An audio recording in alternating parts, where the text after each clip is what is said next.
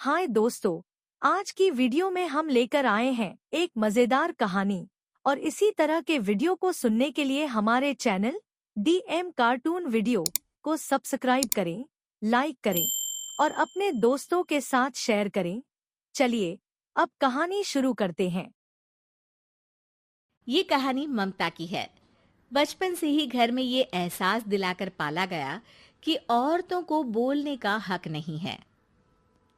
अरे ममता, जरा जल्दी जल्दी हाथ चलाओ। रोज ऑफिस में देर पहुंचता हूँ तुम्हारे कारण। लेकिन आपका सारा खाना पैक और तैयार भी है। अरे जबान जितनी चलाती हो उतना अगर हाथ चलाती ना तो शायद घर को अच्छे से मैनेज कर पाती। क्या मतलब है? क्या नहीं मिला आपको? मोजे मोजे कौन देगा? ममता भागकर पति को मोजे देती है। वो हर किसी का ख्याल रखती, लेकिन उसके घर में रोज का रोना लगा रहता। अरे माँ, आज स्कूल में टीचर ने मुझे फीस के लिए डांटा। माँ, मुझे अच्छा नहीं लगता कि स्कूल में फीस के पैसों के लिए मुझे कोई भी बात सुनाए। अरे पर बेटा, ये तो पापा करते हैं ना, सारा ऑनलाइन। मुझे तो इसकी जानकारी भी नहीं है। हाँ हाँ, बना लो बच्चों के सामने मुझे बुरा। अरे करता तो मैं ही हूँ, माना, लेकिन मुझे कोई सपना थोड़ी ना आएगा कि बच्चों की फीस जमा करनी है। अरे बताओगी तो तुम ही ना। ममता की अब ये आदत में शुमार हो चुका था। वो हमेशा हर बात के लिए खुद को ही दोषी मानती। एक दिन वो पड़ोस की दोस्त से कहती है, समझ नहीं आता यार, मैं इतनी डम कैसे हो सकती हूँ। बात तो सही भी है ना। अब पति बेचारा नौकरी करे, पैसे कमाए, या फिर ये देखे कि बच्चों की फीस का वक्त है। क्या करूँ यार। पता नहीं, मेरे पति तो सारा काम खुद ही करते हैं। वो तो कहते हैं कि तुम थक जाती होगी, सारा दिन घर बाहर बच्चे। तो अच्छा, ऐसे भी पति होते हैं क्या? अरे क्या बात कर रही है? भाई साहब कभी तुझे किसी बात के लिए सुनाते नहीं? किसने कहा नहीं सुनाते? अरे ये पति चीज ही ऐसी होती है कि बिना पत्नी को सुनाए उन्हें चैन की नींद कहाँ आती है। तो तू भी परेशान रहती होगी कि कैसे, क्या, कब भूल गई। अरे वो तो मुझे बस इस बात के लिए ताना देते हैं कि मैं वक्त पर खाना क्यों नहीं खाती या पार्लर जाकर अपनी साज सज्जा क्यों नहीं करवाती। पड़ोसन बोल ही रही होती है कि ममता के बेटे की आवाज आती है। अरे माँ, क्या हो गया? लग नहीं रहा कि आज आप मुझे पानी भी देगी। अरे कब से खाने के लिए वेट कर रहा हूँ। अरे यार, मैं चलती हूँ। बेटा खाने के लिए वेट कर रहा है, मैंने उसे खाना भी नहीं दिया। अरे 12वीं में पहुंच चुका है तुम्हारा बेटा, उसे बोलो खुद पानी लिया करे। मैंने तो अपने बच्चों को काम करना सिखाया है। अरे यार, खुद की भी तो कोई लाइफ है। माना जब नहीं कर सकते थे तो किया, लेकिन अब इतने बड़े बच्चों की हर बात मानेंगे तो मुश्किल तो अपने को ही होगी। ममता को पड़ोसन की बात में दम तो लगता है, लेकिन करे क्या, आदत भी तो खुद ही ने डाली थी। ममता घर जाती है कि तभी बेटी आ जाती है। माँ, परसों मुझे एक शादी में जाना है। तेरी वो जो लाल वाली साड़ी है ना, उसे दे देना। मैं आज जाकर टेलर को दे दूंगी, वो उस साड़ी से सूट बना देगा। अरे नहीं नहीं तारा, वो मेरी माँ ने मुझे दी थी और उस साड़ी से मेरी काफ़ी भावनाएं जुड़ी हैं। तुमको ना मैं दूसरी साड़ी दे दूंगी। ओके, कोई बात नहीं, लेकिन आज दे ही देना पक्का। तारा माँ की साड़ी से सूट बनवाकर पार्टी में जाती है, लेकिन जब वो पार्टी से लौटती है, क्या है, मैं तो समझ ही नहीं पा रही हूँ। अरे जब वो साड़ी मांगी थी तो ये छल्ली सी साड़ी क्यों दे दी? मैं ही पागल थी जो इस साड़ी का सूट बनवा लिया मैंने। माँ, जानती भी हो कि कॉलेज में मेरी कितनी हंसी उड़ी। तभी वहां ममता का पति सुनील आ जाता है। अरे गवार औरत, जब बेटी साड़ी मांग रही थी तो दे देती ना। अरे पापा, इनके तो इमोशंस जुड़े थे उस साड़ी से। ममता इतने सब के बाद भी कुछ नहीं बोलती। मेरी बेटी की बेइज्जती हो गई, मैं बिल्कुल बर्दाश्त नहीं कर सकता ये। मैं नहीं चाहता कि मेरी बेटी से कोई भी ज्यादा सुंदर लगे पूरे कॉलेज में। जी, वो पढ़ने में तारा बिल्कुल अच्छी नहीं है, उसकी पढ़ाई पर आप ध्यान दीजिए ना। अच्छा, अब तुम मुझे बताओगी कि मुझे किस पर ध्यान देना और किस पर नहीं।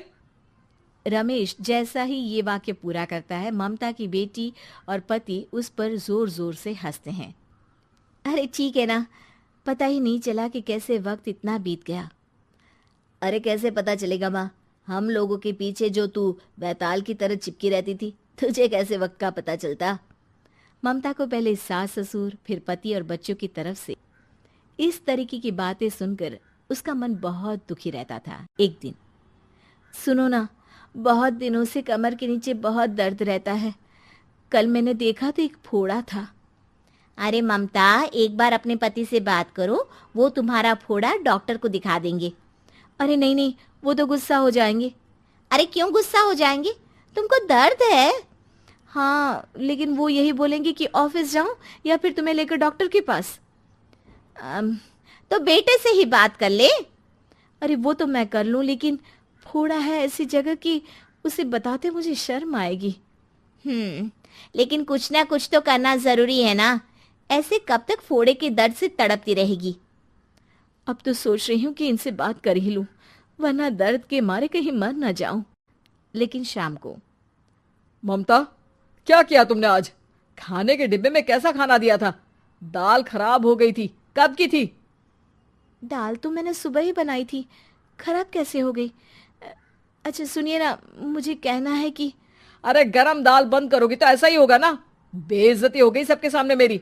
ऑफिस वालों ने ऐसा मजाक उड़ाया कि क्या बोलूं। कल से ठीक से खाना देना है तो देना, वरना खाना देना बंद कर देना। बाहर खा लूंगा मैं। ममता, जो पति से अपनी परेशानी बताने वाली थी, वो अब ये सोचने लगती है कि कल से पति को खाने में क्या दे।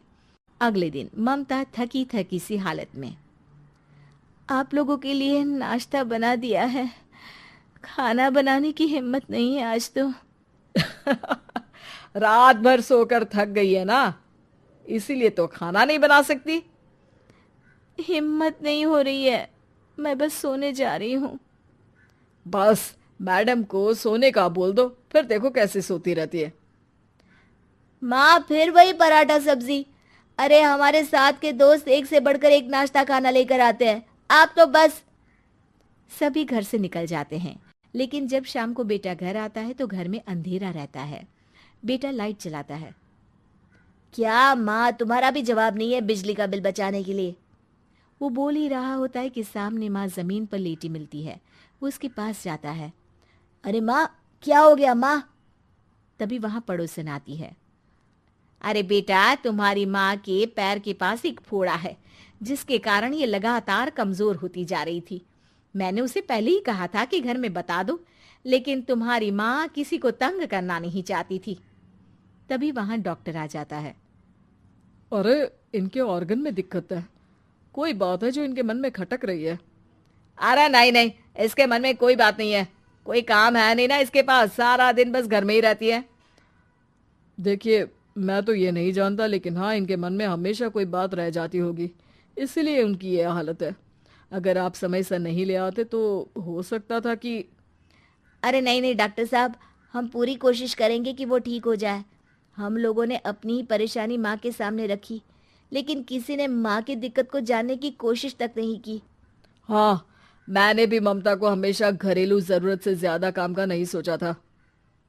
ममता को होश आता है और वो खुद को अपने बेडरूम में देखती है। वो उठने की कोशिश करती है कि माँ, अब आप नहीं उठेंगी। हम लोग है ना, हम लोग आपको पूरी तरह से खुश रखने की कोशिश करेंगे।